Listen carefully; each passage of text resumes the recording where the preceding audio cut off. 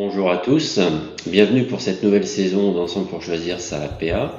Avant qu'on commence, vu qu'il nous reste quelques places, je vous invite à venir au congrès qui se déroulera à Marseille du 1er au 3 juillet. Donc c'est notre deuxième congrès. On a voulu deux innovations cette année. On commencera le 1er juillet après-midi avec une séance de rattrapage sur la facture électronique. Si vous aurez des questions, si vous avez des doutes, venez, il nous reste encore quelques places. Et puis sur ce congrès, on aura également une part importante d'ateliers pratiques. Alors on parlera de tout ce qui concerne notre exercice professionnel, mais un focus aussi sur l'intelligence artificielle avec trois ateliers pratiques. Vous avez tout sur le site. N'hésitez pas à vous inscrire, il nous reste encore quelques places. Voilà un peu pour le congrès. Alors, je suis ravi de vous accueillir pour cette deuxième saison de Ensemble pour choisir sa PA. Dans la première saison, vous retrouvez tous les replays sur le site. On a fait le tour de l'ensemble des plateformes qui s'adressent à nos cabinets. On a compris un petit peu quelles étaient leurs propositions, comment elles allaient fonctionner, quels étaient le périmètre qu'elles allaient couvrir. Maintenant, on est début juin et il est temps de rentrer dans le concret. Comment est-ce que ça fonctionne réellement? Qu'est-ce qu'il en est? Comment est-ce que je valide mes factures? Comment est-ce que ça va jusqu'à ma comptabilité? Qu'est-ce que je peux faire au niveau des achats, des ventes? C'est ces questions qu'on va répondre. C'est ces questions que l'on va répondre aujourd'hui, pardon. Et là, pour commencer, j'ai le plaisir d'accueillir Cyril Chanson de PayLN. Bonjour Cyril. Bonjour Boris, bonjour Ivan et bonjour à tous et à toutes. Alors peut-être quelques minutes pour te présenter aussi rapidement Pennylen. Ceux qui n'ont pas vu l'épisode 1 peuvent retourner sur les replays et puis après on attaquera avec la partie des démos.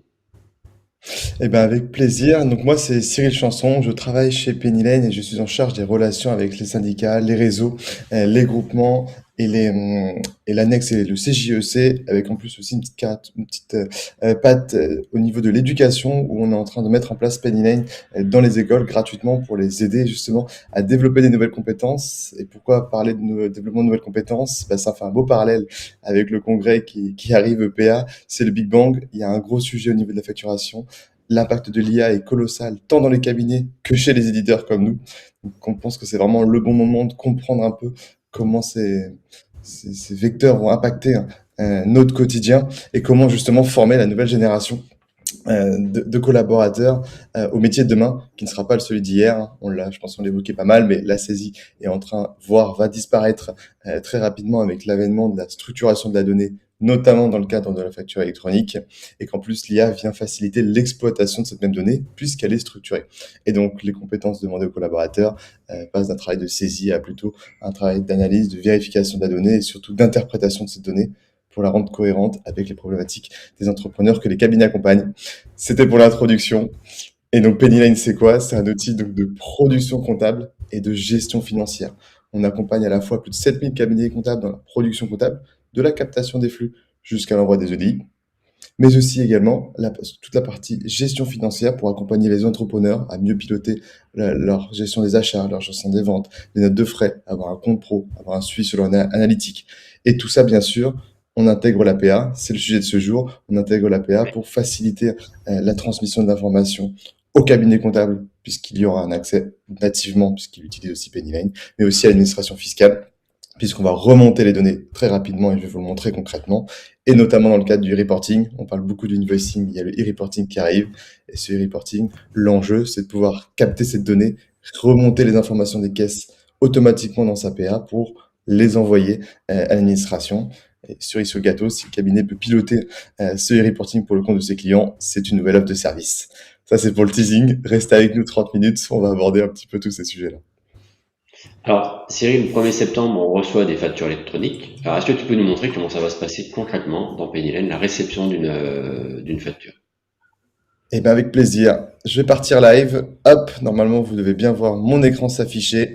Je suis directement dans le produit. Pourquoi? Parce que justement sur Peignet on est déjà opérationnel. L'annuaire a été ouvert fin mars dernier. Donc le premier enjeu c'était pour les cabinets comptables d'inscrire leurs clients sur l'annuaire. Plus d'1,2 million d'entreprises sont déjà inscrites sur l'annuaire, donc plusieurs centaines de milliers sont sur Pennyline. Et une fois qu'on inscrit sur l'annuaire, eh ben on va pouvoir rentrer pour ceux qui le désirent dans le pilote pour pouvoir tester en conditions réelles l'arrivée de la facture électronique. Et c'est pour ça qu'on est là aujourd'hui. On arrive sur Pennyline sur la partie gestion, côté entreprise. Je ne vais pas forcément faire une démo de l'outil, je vais aller directement sur les fonctionnalités attendues. Mais dans la partie achat, on va avoir une visibilité sur ses factures fournisseurs. C'est bien sûr là où on va recevoir ces factures électroniques qui vont arriver automatiquement.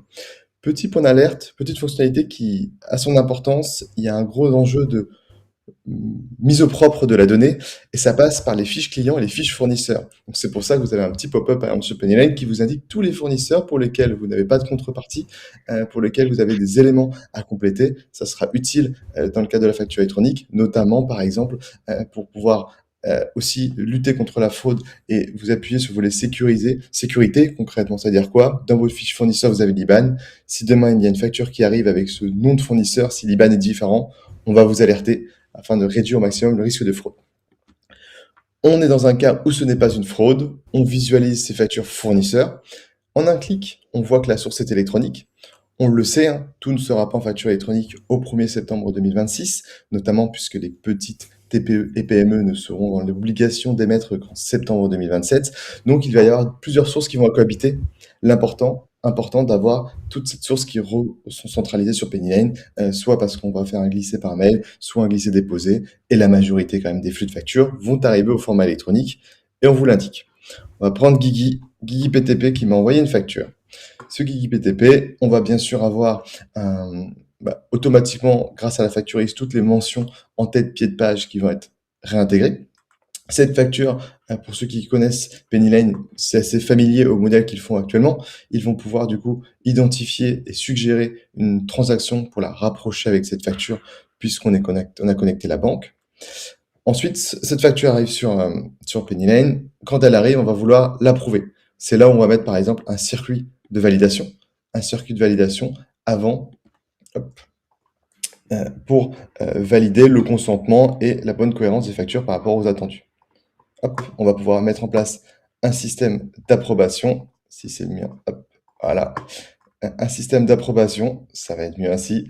Une catégorisation qu'on aura déjà au préalable suggérée en fonction des types de dépenses, en fonction des informations paramétrées dans la fiche fournisseur.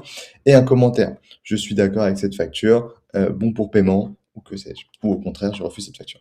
Cette facture, du coup, elle passe en statut à approuver. Je vais l'approuver. Hop. Et voilà, donc là maintenant elle passe au statut à payer. C'est là où mon rapprochement rentre en compte. J'ai reçu ma facture, je l'ai acceptée. Si je l'avais déjà payé, on va vous suggérer le paiement en lien pour justement modifier le statut de paiement et donc modifier l'élément clé dans le cas de la facture électronique pour le suivi des statuts de paiement. Là par exemple, je vais confirmer ma facture. Hop, voilà. J'ai validé, j'ai rapproché le virement avec cette facture et donc forcément mon statut est passé en payé. Ça, c'est le premier point, le cas d'usage un peu nominal. Si par autant Donc je ne suis pas d'accord avec... si on doit te couper là, Cyril, du coup, on a la facture qui est reçue, donc tu nous as bien montré, donc on voit la facture avec les différents éléments de champ, et directement à la réception, je commence à mettre à jour mon cycle de vie. Donc la Exactement, partie et si jamais c'est une facture qui est prélevée, je rapproche mon opération et comme ça, j'en ai terminé avec mon cycle de vie de la facture. J'ai bien fait mon approbation et mon statut de paiement. exactement. Et la cerise sur le gâteau justement de cette action, c'est qu'elle est faite en gestion si l'entrepreneur le décide, mais peut être très bien fait par le cabinet comptable parce qu'il a bien vu que le paiement avait été effectué et lui-même va gérer les statuts de paiement pour le compte de son entreprise parce que depuis la compta, on va pouvoir rapprocher la facture et son paiement et donc ça va automatiquement mettre à jour le statut de la facture. Ah, j'ai Tout toutes à mes fait. factures en fait qui sont dans mon espace facture fournisseur. Tu l'as dit en fonction des différentes sources. Donc finalement, les factures électroniques vont arriver toutes seules, enfin naturellement, comme plutôt que sur Exactement. le kit, elles vont arriver directement. On a vu qu'elles étaient taillées facture électronique et derrière, une fois que je l'ouvre, j'enclenche sur la gestion du cycle de vie. C'est ça. L'enjeu, c'est bien sûr pour les factures tierces, donc les factures des TPE-PME avant septembre 2027, les factures internationales, du Facebook, du Amazon ou autres, en fonction de l'émission de la facture, du pays source, et ben, du coup, va falloir connecter, récupérer cette facture comme aujourd'hui. D'accord. Ouais, ouais, merci. Par contre, je ne suis pas d'accord avec cette facture, je vais directement la contester. C'est l'un des statuts obligatoires en termes de cycle de vie d'une facture. Soit je signale une erreur sur la facture, soit je la refuse définitivement. Souvent, on encourage plutôt le signalement d'une erreur qu'un refus. Le refus est plutôt lié à un refus destinataire, à une fraude. Un point important, justement, on est en train de mettre beaucoup en place de fonctionnalités de garde-fous pour sécuriser nos utilisateurs cabinet comptable. Et donc, demain, on le sait que s'il y a plusieurs utilisateurs qui vont signaler un- une facture frauduleuse, on va mettre des alertes pour pouvoir identifier que le fournisseur, il y a un risque de fraude pour être beaucoup plus attentif, voire le bloquer directement. C'est quelque chose sur lequel on est déjà en train de travailler.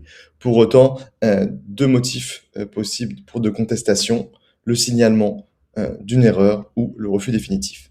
Dans le cas d'un signalement, on va pouvoir du coup identifier le type d'erreur. Si c'est sur des mentions légales, si c'est sur le destinataire, il a mis mon mauvais sirette, j'aurais voulu l'avoir sur un autre établissement, cette facture. Donc c'est juste une erreur destinataire. Je ne lui ai pas donné mon code routage parce que j'avais 3 sites, par exemple. Ou tout simplement, dans la plupart des cas, ce sera une erreur sur les prix, sur les quantités, sur les remises.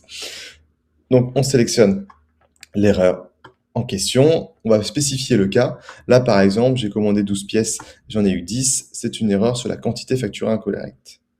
Je signale, hop, mon erreur. Et là, mon statut, je l'avais mis en paiement, finalement j'ai fait n'importe quoi. Euh, Hop, mon statut revient en litige. Avec la raison du litige. Raison du litige, du coup, connue également du cabinet comptable s'il veut pouvoir piloter et aider l'entreprise dans sa gestion financière. Il a une vue directe. La limite actuelle, c'est que ce statut litige va remonter si et seulement si la PA émission du fournisseur de votre client peut le lire. C'est ça la limite. On espère, et de toute façon à terme, on pense que toutes les PA vont aller sur ce statut à minima parce qu'on pense qu'il est assez pertinent en matière de gestion. En tout cas, nous on le gère en interne, donc client fournisseur Penny Lane. Dès qu'il y aura un statut en litige et une raison définie, on va pouvoir le remonter automatiquement. Je retire mon litige, hop, pour continuer mon petit exemple. J'ai bien un suivi de tout ce qui s'est passé, de toutes les bêtises que j'ai fait sur cette facture, à quelle heure, à 8h39, je l'ai validé, mais finalement je l'ai mise en litige, etc. Je l'ai rapproché puis dérapproché, un bon suivi cohérent dessus, et bien sûr la possibilité d'aller un cran plus loin. Cette facture, il y a la PAF, souvent dans certains cas, ou en tout cas il y a la nécessité de la rapprocher avec des documents de gestion. Donc vous pouvez la lier à un bon de commande, ajouter une annexe. Voilà. Voilà côté facture fournisseur. Pour rester le timing, je vais m'arrêter là, je pense, Boris. Sur la partie, alors sur la partie réception, c'était très clair. Sur la partie cycle de vie, on a vu également les différents éléments. Est-ce qu'il y a des services complémentaires sur cette gestion des achats? On parlera des ventes juste après, mais alors tu as montré rapidement, donc on peut gérer plusieurs circuits, enfin des modèles de circuits de validation au sein de l'entreprise, ce que tu as montré au niveau du cycle de vie. Est-ce qu'il y a d'autres services complémentaires? Donc il y a le paiement également que tu as indiqué. D'ailleurs, le paiement, est-ce que ça passe par le compte bancaire ou est-ce qu'on est obligé de passer par le compte Penny Lane? Enfin voilà, quels sont un petit peu ces services complémentaires sur les factures d'achat? Ouais. Sur les factures d'achat, effectivement, donc on a la captation du flux, la centralisation des informations, le compte pro. Le compte pro, on pense que c'est justement quelque chose qui va être assez stratégique et assez naturel, puisque l'entrepreneur va recevoir une facture. Et d'ailleurs, je vais vous montrer un peu le parcours côté mobile. Ça, c'est aussi une des valeurs ajoutées. Mais je suis client, je reçois ma facture.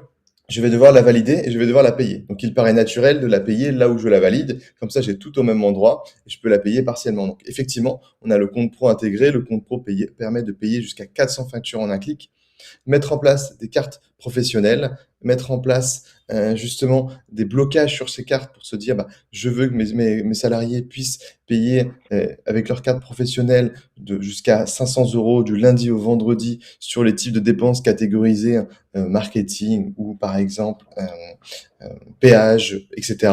L'idée c'est de mettre des garde-fous aussi, de mettre à disposition des cartes professionnelles auprès de ces salariés qui sont inclus dans les packs d'abonnement de gestion chez Penny Lane. Et l'intérêt concrètement, bah, c'est de supprimer les notes de frais.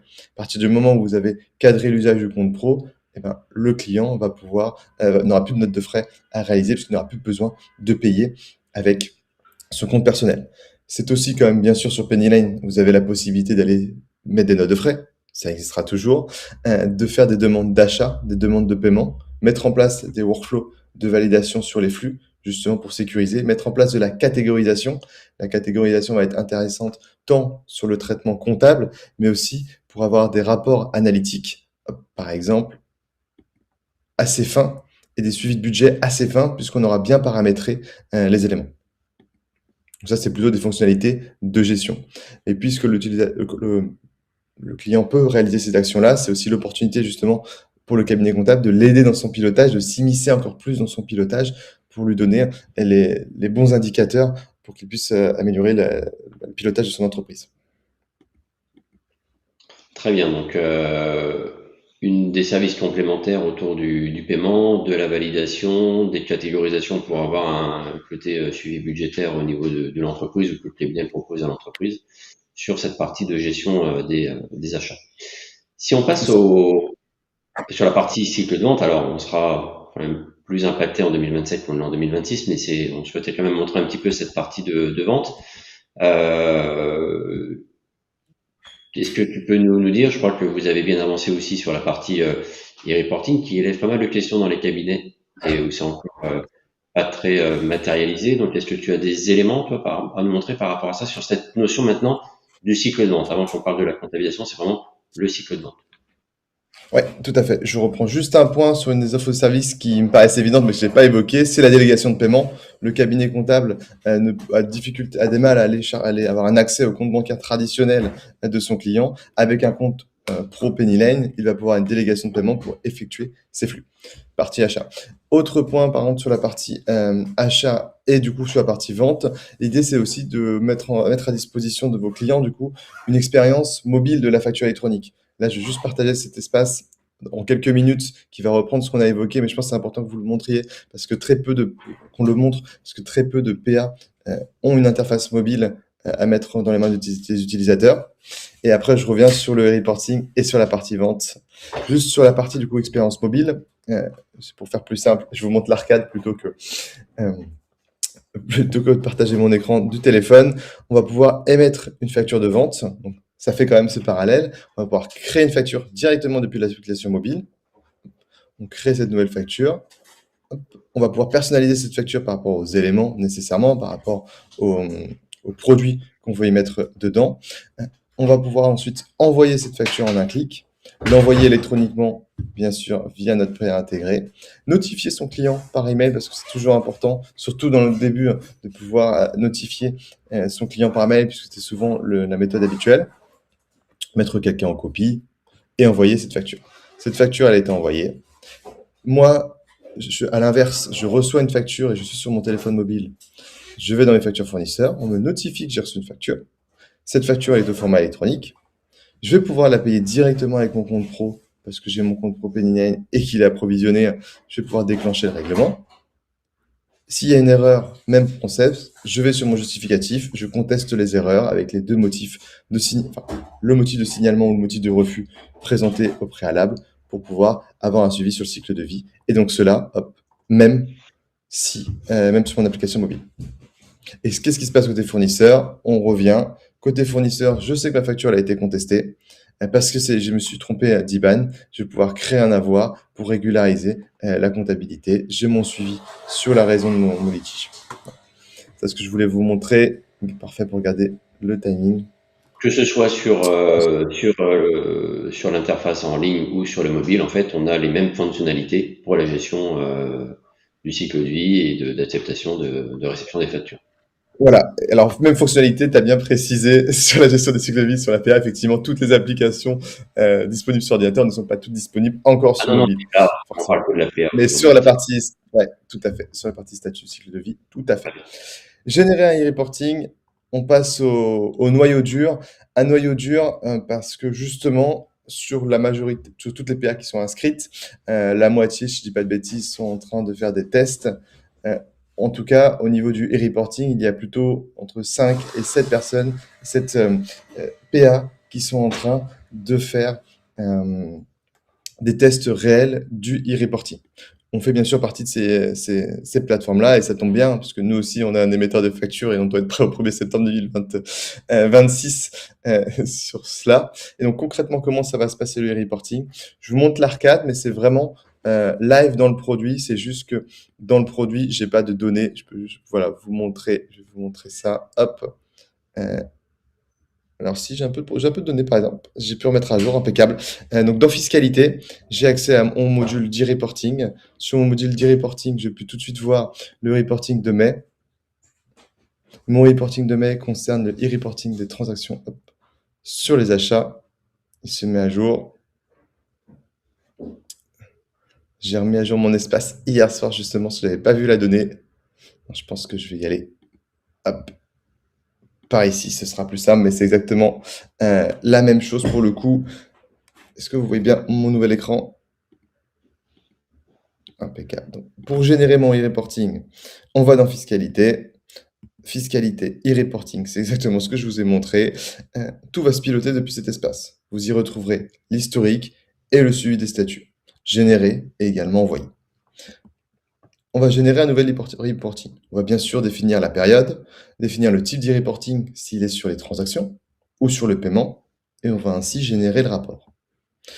Une fois qu'on a généré le rapport, on va pouvoir visualiser, l'ensemble des données va être automatiquement généré par Pennyline, puisque du coup, les écritures vont remonter automatiquement, ou tout ce qui est par rapport aux factures, aux transactions, donc les paiements lettrés, tout ça va revenir automatiquement dans le reporting. C'est l'intérêt d'avoir une base de données unifiée, compta, gestion, finance. La donnée, la donnée sera la même, elle va juste être présentée différemment si c'est une écriture comptable ou une donnée de gestion. Ça, c'est pour le B2B international. On a également donc le B2C. Le B2C, c'est un élément charnière de la réforme. Pour le moment, un peu le parent pauvre oublié, mais il y a un gros enjeu d'interconnectivité. Donc, Pennyline a toujours été une suite modulaire et ouverte. On est extrêmement connecté, on se veut être l'outil le plus connecté, et pour ça, on met beaucoup de moyens pour aller déceler tous les outils métiers disponibles et pertinents sur le marché pour se connecter à eux. Et concrètement, un cas pratique, pour les caisses, on a déjà plus de 14 caisses qui sont connectées ou qui ont dit OK pour se connecter à nous et donc pour lesquelles les travaux ont commencé. L'intérêt, c'est de remonter les caisses directement dans l'outil. La pertinence, elle est évidente. Du coup, forcément, les ventes B2C vont être alimentées et générées parce que la caisse est connectée. Donc, il n'y aura plus besoin, le journal de caisse, le Z de caisse va remonter automatiquement au minimum dans les reportings et dans certains cas, je vais vous montrer un autre exemple, directement en comptabilité aussi.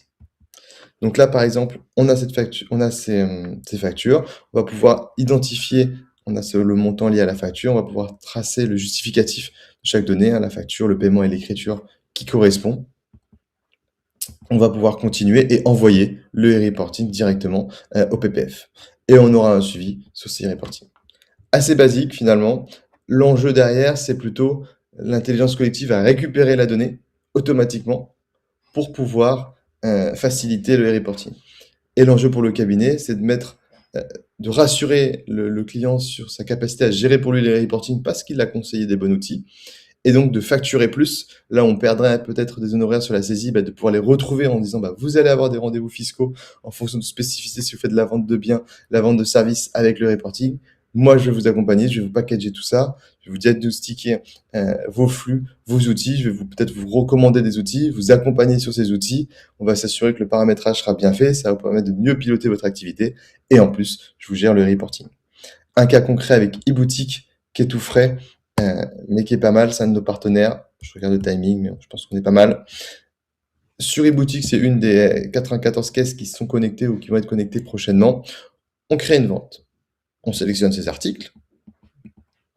On valide la vente. Cette vente, en fin de journée, forcément, va être intégrée dans le ticket Z que eBoutique génère automatiquement. On va valider. Et automatiquement, dans Pennyline, on va retrouver ces informations. Dans la fiscalité et dans le e-reporting, on retrouve les informations. Tac. Voilà, c'est le même modèle que j'ai fait. On retrouve les ventes et on va retrouver le e-boutique et le Z de caisse. Et ce qui va être intéressant, justement, c'est on va pouvoir consulter le justificatif de chaque donnée. Et on va retrouver en comptabilité les écritures qui ont conduit au montant déclaré dans les reportings de 126 €. Mais on retrouve bien les encaissements par client, par chèque, par espèce. Donc là, ce que tu nous dis sur le reporting, c'est que globalement, ça se fait tout seul. C'est-à-dire que dès l'instant où on est avec une pièce connectée, les éléments remontent directement ici. Dès l'instant où mes données sont intégrées au niveau de mes factures d'achat internationales, au niveau de mes ventes, l'interface est simplifiée et du coup, cette échéance de décade, elle est pas très lourde, même si elle reste un petit peu à passer tous les 10 jours en fait. Les données sont préalimentées C'est et ça. on envoie.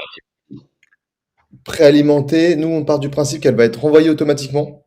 et qui a pas besoin de Mmh. validation pour l'envoyer parce que enfin la DGFiP autorise un rectificatif.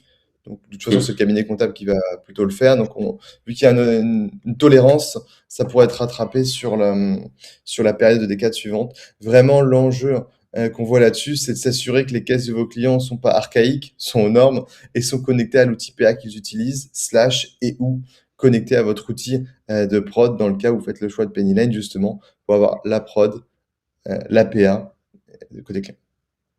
Alors, il nous reste deux, 3 minutes. Si jamais je suis au-delà du e-reporting, lorsque je suis sur la partie facturation, j'imagine que j'ai les services complémentaires de type relance, de type, enfin, qui vont se retrouver dans mon module de vente. Vous avez cette partie-là, du coup, Tout, qui va être gérée aussi dans le... effectivement, tout à fait. Merci Boris. Sur la partie vente, on va avoir pareil, le petit teasing que j'ai fait sur la mise à jour des bases de données. Et ben, ça marche aussi côté client. Ça va être nécessaire aussi d'avoir des fiches clients propres.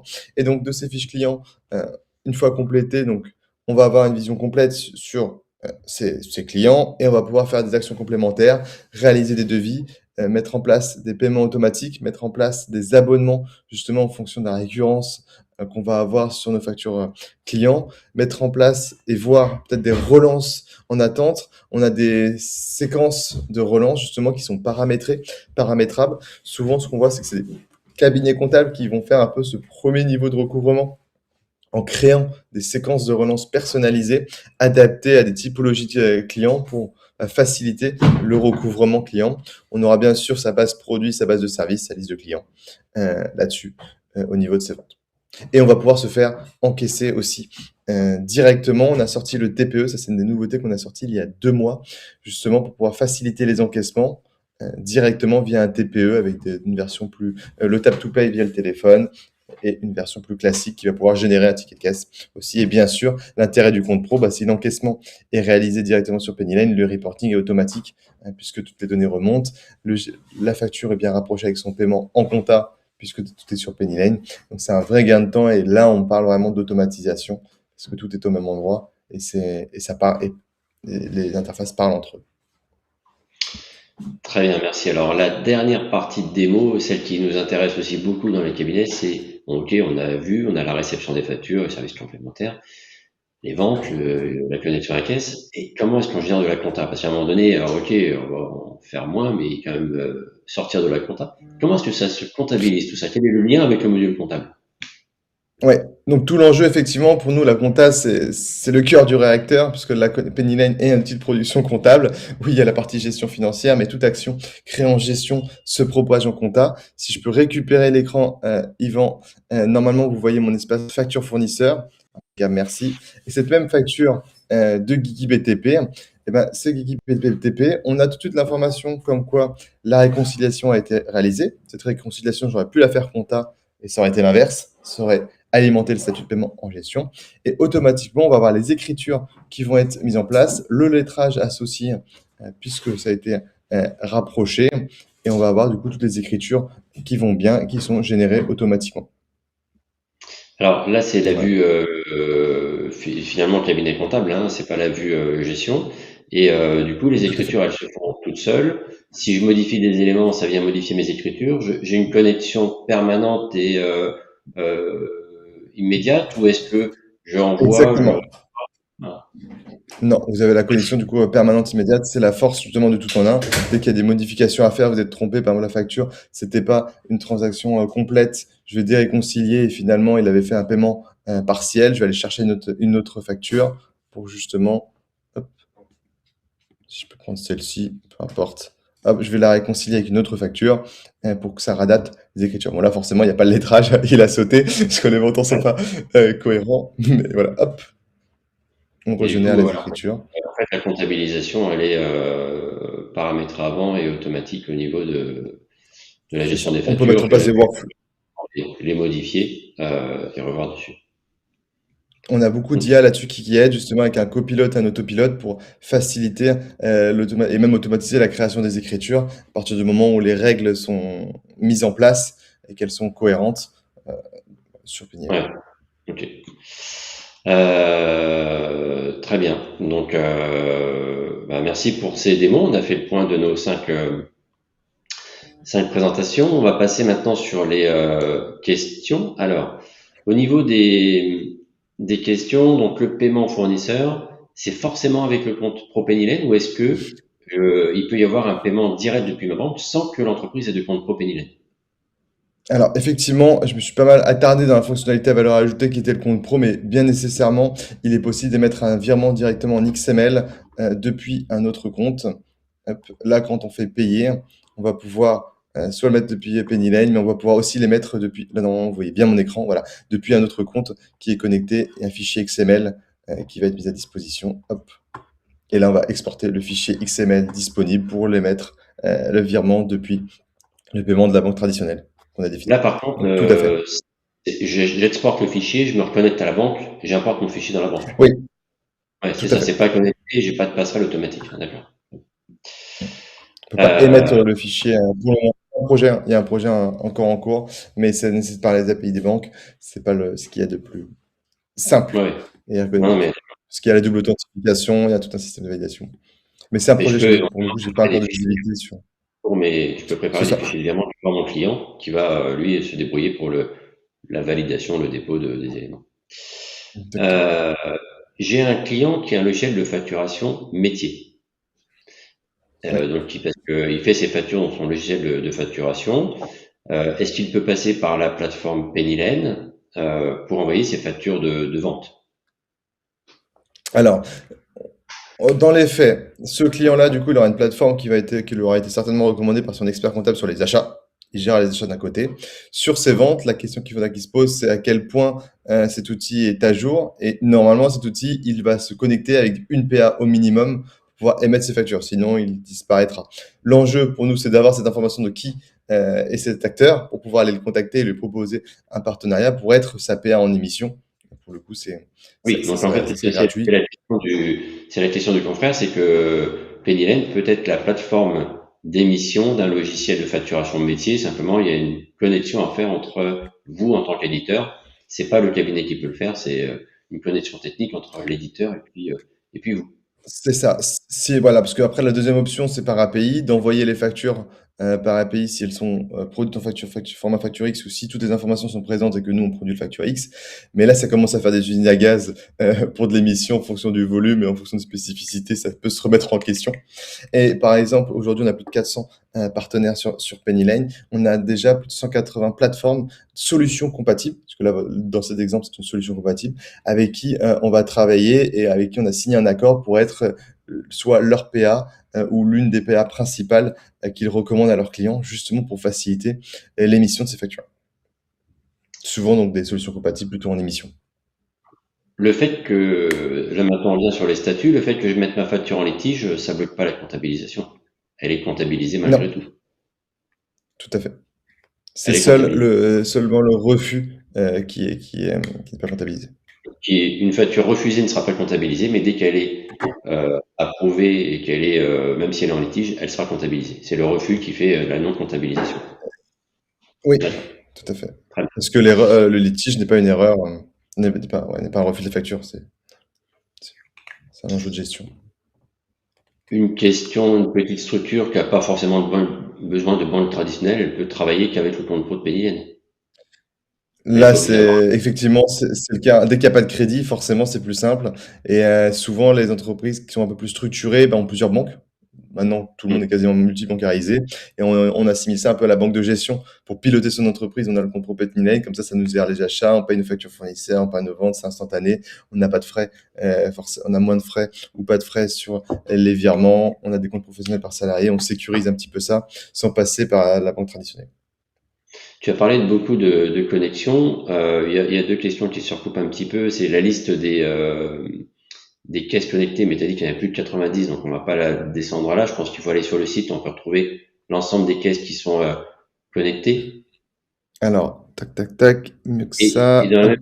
la même idée de question, c'est les plateformes. Est-ce qu'il y a une connexion avec les plateformes type Airbnb, etc., pour récupérer les ventes? Comment ça va se passer sur cette partie finalement solution qu'utilisent nos clients sur leur vente? Là, c'est des discussions qu'on a, c'est les partenaires un peu stratégiques pour récupérer cela. PrestaShop va en être un, par exemple. J'ai pas le retour sur Airbnb. Pour le coup, je sais pas comment ça va se passer. Surtout qu'en plus, en espérant que ce soit du professionnel et que ce soit pas les particuliers. Je sais pas s'ils mettent les numéros de sirène là-dessus. Je me renseigne sur Airbnb. J'avoue que je ne sais pas. Et pour les locations meublées, je pense, la question est donc, du coup, ils ont un numéro sirène. On est sur des activités professionnelles. Mm. C'est ça. Et donc les logiciels de caisse hein, sur Peniel, ne pas hésiter donc à aller dans la partie intégration. Toutes les logiciels de caisse vont être présentés justement ici en filtrant sur caisse.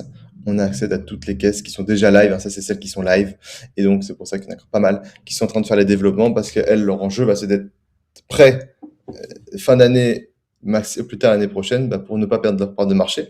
Déjà avec les caisses auto-certifiées, il y a quand même un enjeu de mise en conformité et du coup de connectivité parce que sinon le cabinet comptable va pouvoir recommander et va recommander, on le voit, il le fait déjà, des caisses connectées avec l'outil qu'ils utilisent pour simplifier cela. Et si je trouve pas mon bonheur dans cette liste, avec ma caisse, est-ce que j'ai une possibilité de saisir manuellement mon ticket Z dans Pennylen? Tout à fait. Nous, on prône l'automatisation, mais effectivement, la saisie manuelle est aussi Il y a le disponible. monde parfait, il y a le monde réel, en fait. Donc, je C'est pense ça. qu'il faut pas. Donc, on a la C'est possibilité ça. de s'en sortir avec une saisie manuelle dans tous Tout à fait. dans le cas les plus complexes. Mm. Euh, alors, du coup,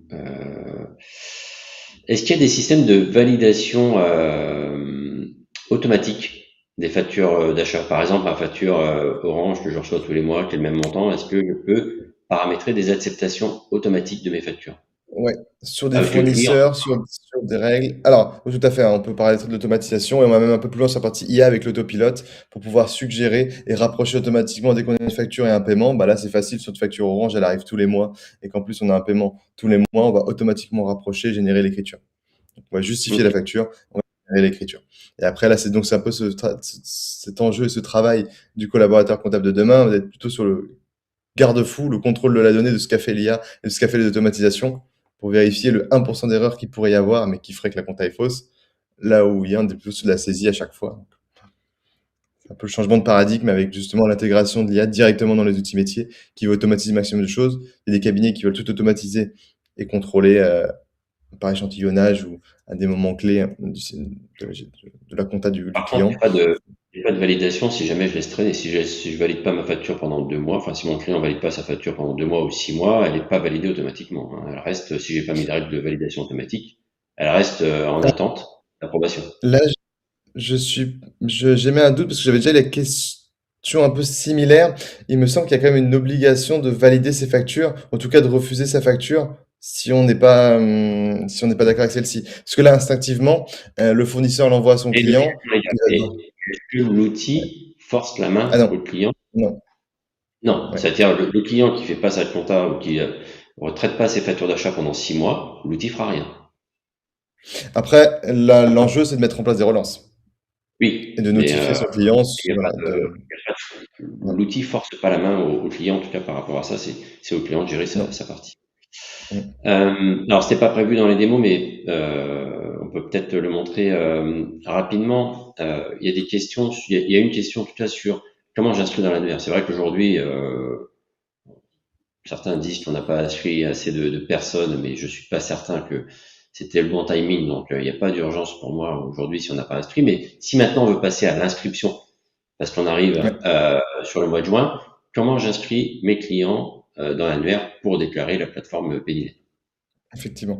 Eh ben, avec plaisir. Donc là, je vous ai repartagé mon écran sur la partie vue CRM. C'est un bel enjeu parce que c'est l'enjeu, c'est le point de départ finalement de la réforme. Inscrire son client sur l'annuaire, ça veut dire avoir des fichiers clients propres, avoir les coordonnées des, de ses clients.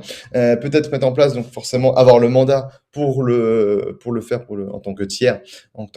Et une fois qu'on a ce mandat, nous, c'est pas notre enjeu d'avoir le mandat, hein, c'est votre responsabilité. Nous, notre enjeu, c'est du coup de vous faciliter justement l'envoi, la déclaration, l'inscription de vos clients sur l'annuaire.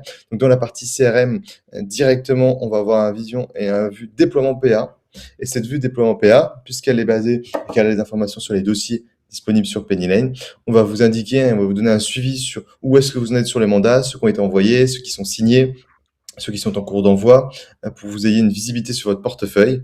Et concrètement, vous allez avoir une vision sur toutes vos entreprises avec les coordonnées, les contacts, leur statut de mandat pour pouvoir inscrire sur l'annuaire. Donc là, en l'occurrence, si c'est incomplet, hop, à activer. Je vais plutôt prendre celui-là. On sélectionne sa liste ou ses listes. On peut faire de l'inscription en masse, justement pour se simplifier la vie. Et on va désigner Penny Lane comme PA. Ou on peut le marquer comme signé, par exemple. C'est plus un autre. Donc c'est là où on a un vrai suivi. Tac. On a un vrai suivi sur son suivi de PA. C'est ce qui fait qu'aujourd'hui, il y a plusieurs milliers de cabinets comptables qui nous font confiance et qui ont inscrit déjà facilement tous leurs clients là-dessus. Donc pour le coup, il n'y a pas d'urgence. Oui et non, on a 1,2 million d'entreprises. Des cabinets comptables en gèrent 4,6 millions. On estime qu'il y en a 6 millions à peu près, ish. Donc il y a quand même, on pense qu'il va y avoir, que ça va s'accélérer. Forcément, sortie de période fiscale, les cabinets se sont bien préparés. C'est le moment de voir vos clients. C'est le moment de sensibiliser à l'impact de la réforme, avoir leur consentement et désigner pour eux, avec eux, par rapport à leurs besoins, l'APA la plus pertinente et celle qui est connectée aussi à, à leurs outils, parce que ça va être important. Donc, tout se fait Très ici. bien. Alors, un dernier point, mais plutôt une précision. Tu nous as montré ce que tu disais, les arcades, là, finalement, des démos de l'outil. Ça, c'est des choses que les cabinets peuvent pousser à leurs clients quand ils parlent de l'outil. Il y a des Tout à possibilités fait. d'avoir qu'on puisse communiquer à nos clients pour leur. Exactement. On a des espaces dédiés. Alors souvent, donc, tous les cabinets partenaires de Penny Lane ils vont avoir un référent commercial, un accompagnant AM, un account manager qui va l'aider aussi par rapport à sa stratégie, en fonction de sa stratégie de déploiement, s'il veut mettre en place des outils, s'il a besoin de ressources pour pouvoir communiquer auprès de ses clients artisans, BTP. On va avoir des guides pour donner les bons discours Il faut prendre par contact secteur avec d'activité aussi. les Ouais, éléments, mais le mieux, c'est ça. ok. Et après, sur la Penny Lane Academy, vous avez aussi beaucoup de contenu. Hop, si je peux y aller par ici. Hop, partager la page. Donc, j'ai cliqué sur portail cabinet. Et ensuite, dans facture électronique, vous allez avoir le centre d'aide et vous allez justement avoir beaucoup plus les guides et toutes les informations, tu vois, les modèles d'email pour communiquer avec ses clients, des slides de présentation. Vous avez ensuite la Penny Lane Academy pour aller un cran plus loin, un espace facture électronique dédié. Donc, oui, on a pas mal de ressources. Si, je vais vous montrer ça parce que je pense que peut-être pas mal aussi. Hop, récemment, on a mis en place